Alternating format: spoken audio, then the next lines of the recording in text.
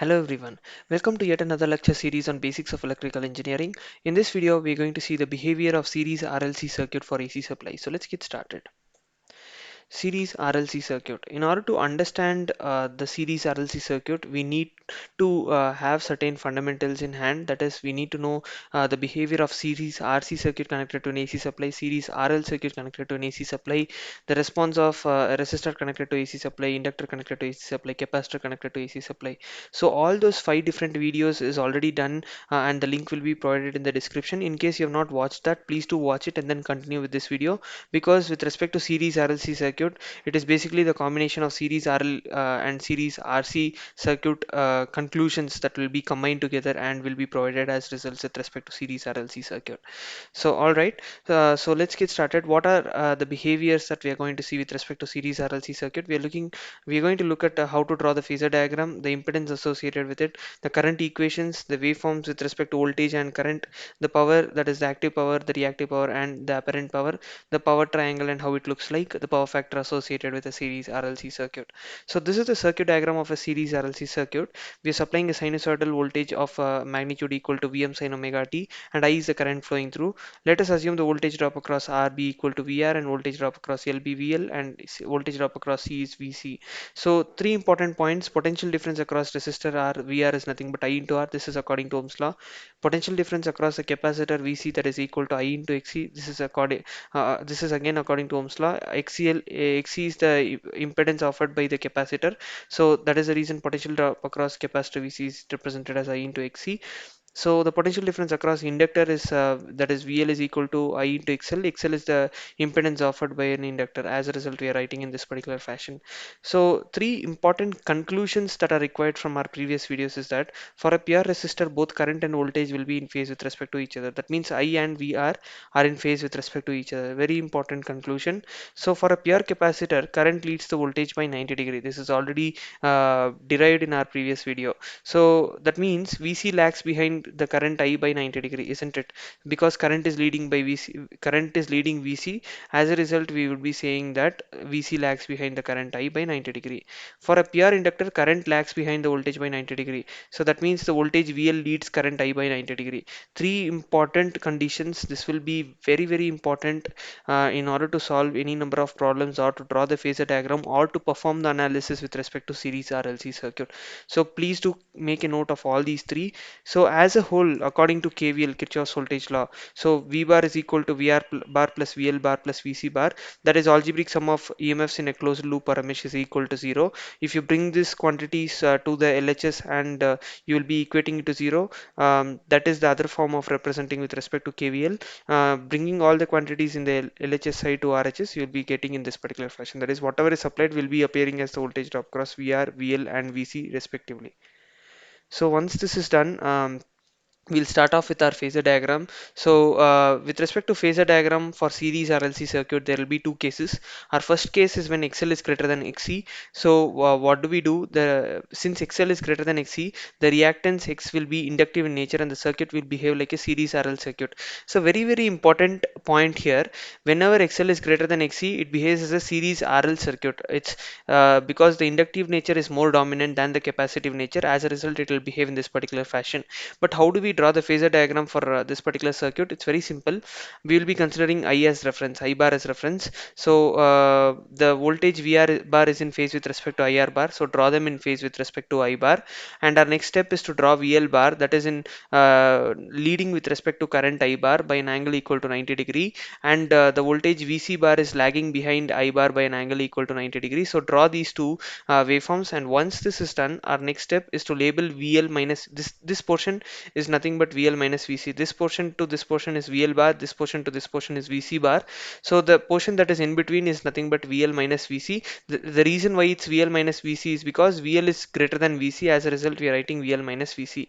So Once that is done, the in order to enclose the phasor diagram, that the resultant voltage is given by V bar, that is drawn at this particular position. So the angle corresponding to V bar and I bar is nothing but phi, and it is represented in this particular fashion. So this is how we will be drawing the phasor diagram. Very simple, isn't it? So if you look at it in this particular perspective, by following these steps, you will definitely be able to analyze the phasor diagram for this particular circuit. So we have already done with respect to case 1, that is XL is greater than XC. So how do we proceed with respect to case 2 when XC is greater than XL? Obviously, when XC is greater than XL, then the circuit will behave like a series RC circuit, isn't it? Because the capacitive reactance is more dominant than the inductive reactance in this case. As a result, we will be drawing the phasor diagram in this particular fashion. As usual, current I bar is the reference, it is drawn in this particular direction. V bar is in phase with respect to I bar, so write it in this particular direction. VC bar magnitude is in this, it is leading with respect to I bar. Sorry, VC bar is lagging with respect to I bar, because in a capacitive circuit, I bar is leading with respect to VC bar. As a result, we'll be representing in this particular fashion, and VL bar is leading with respect to I bar, so you'll be labeling it in the upward direction.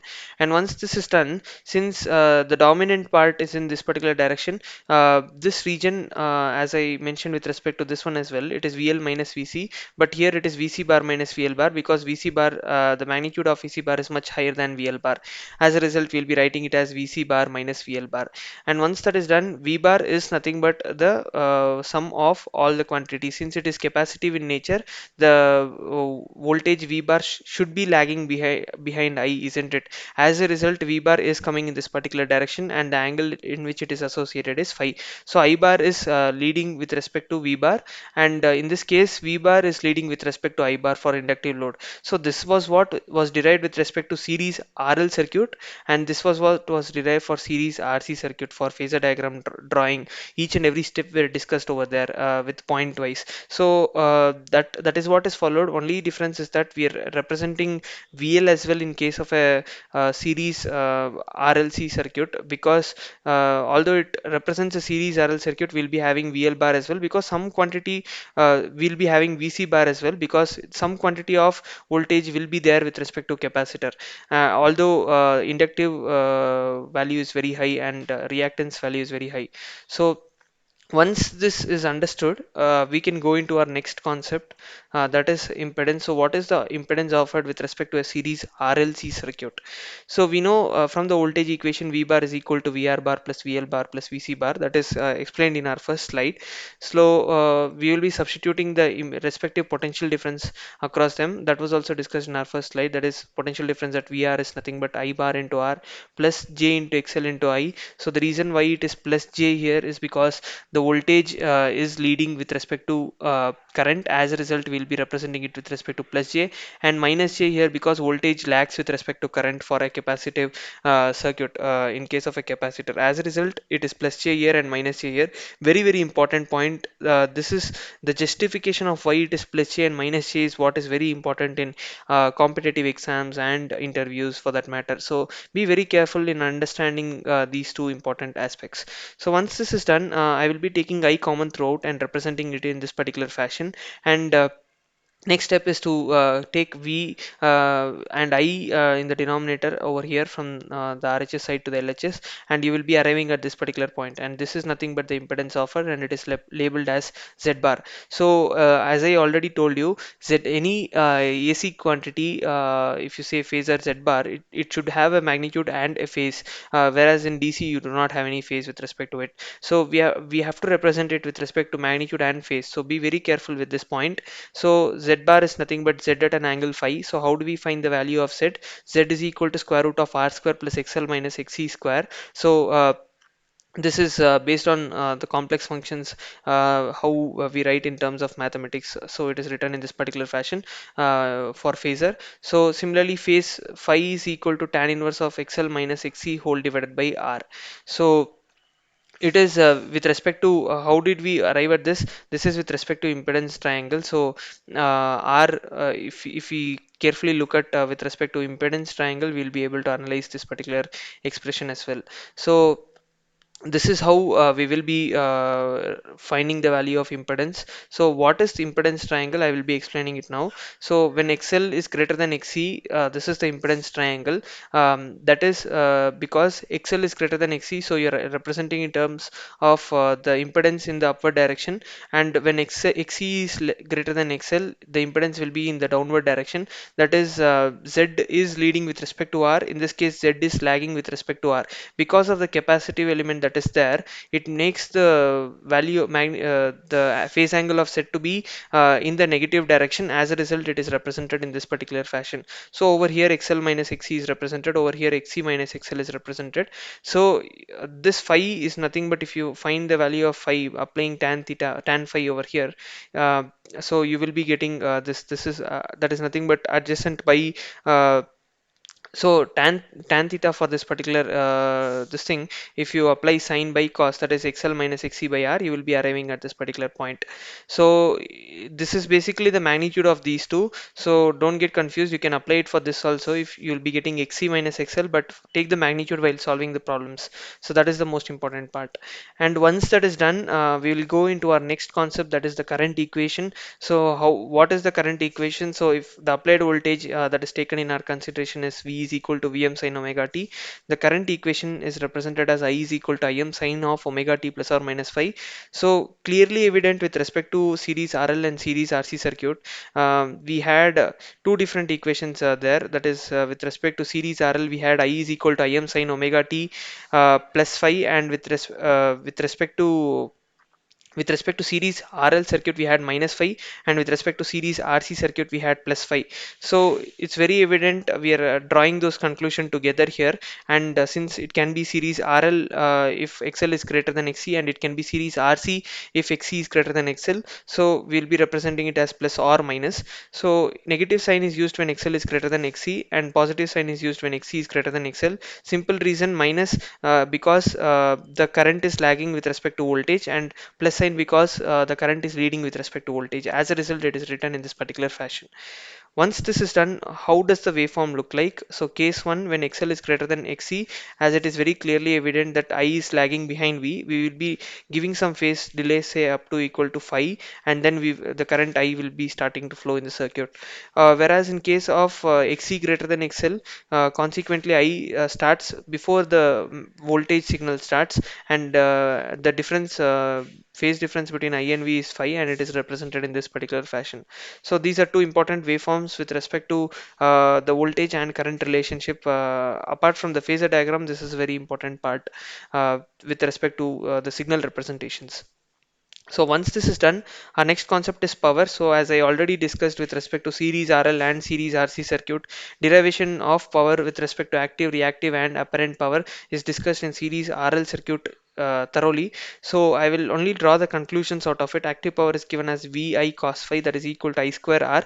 It is the actual power consumed, or the power that is lost in the circuit, or you can say it is the power consumed by the resistive element in the circuit. So since it is associated with the term I square R, so resistance is there over here. So due to the value of resistance, the concept of active power comes into existence. Reactive power is basically also referred to as circulating power. That is, since the energy stored in a capacitor or inductor, they only store energy and they transfer it, and they do not consume any energy. The power is called as circulating power, and it is also referred to as reactive power. So it is represented as Q is equal to VI sin phi, and it is only with respect to the reactive components such as the inductor and capacitor. You can write it as I square XC or I square XL depending upon the type of the circuit that is. So S is nothing but the product of voltage and current, that is also called as volt amperes rating with respect to the circuit. So S is nothing but the square root of P square plus Q square, that is sum of both these powers will give you the value of S, and S is represented as S is equal to V into I, that is also I square into Z. So three important conclusion: active power, reactive power, apparent power. These equations play a very important role in solving any problems with respect to series RLC circuit. So please to make a note of all these formulas over here. So power triangle, how does our power triangle look like? So we'll be again looking it into two cases: XL is greater than XC, so and XC is greater than XL. So in the first case, S will be leading with respect to power P by an angle equal to phi. In the second case, S will be lagging with respect to phi by an angle equal equal to phi. So similar to how the impedance triangle relationship was established, we are going on with respect to power triangle as well. I hope this concept is clear. So we'll go into our next concept, that is the power factor. So we will be taking three triangles, that is, this is the power triangle, this is the voltage triangle, this is the impedance triangle. I have considered only with respect to the capacitor circuit. So we will be looking at the power factor equal to, by the definition, power factor is given as the cosine of the phase difference between voltage and current. So power factor is equal to cos phi. So for from voltage triangle, can we say power factor is equal to VR by V? From this, if you apply cos phi for this particular circuit, it is nothing but the adjacent by hypotenuse, VR by V.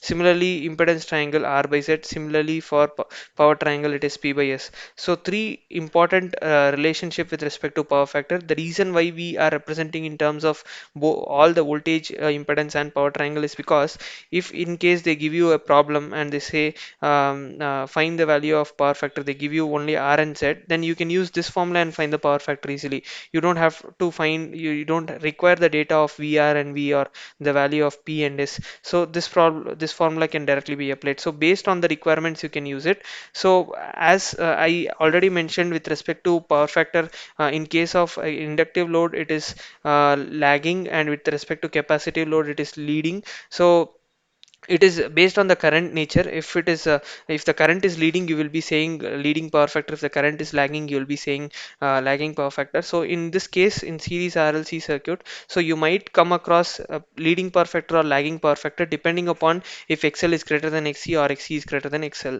So that's it with respect to the behavior of a series RLC circuit. We have seen all the aspects with respect to series RLC circuit. So we'll be solving problems with respect to it. So any questions with respect to this, feel free to reach out to me by typing in your questions in the comment section below. If you like this video, please to like it, share it, and subscribe to our channel for regular updates. Thanks for watching this video. Please keep supporting. Thank you.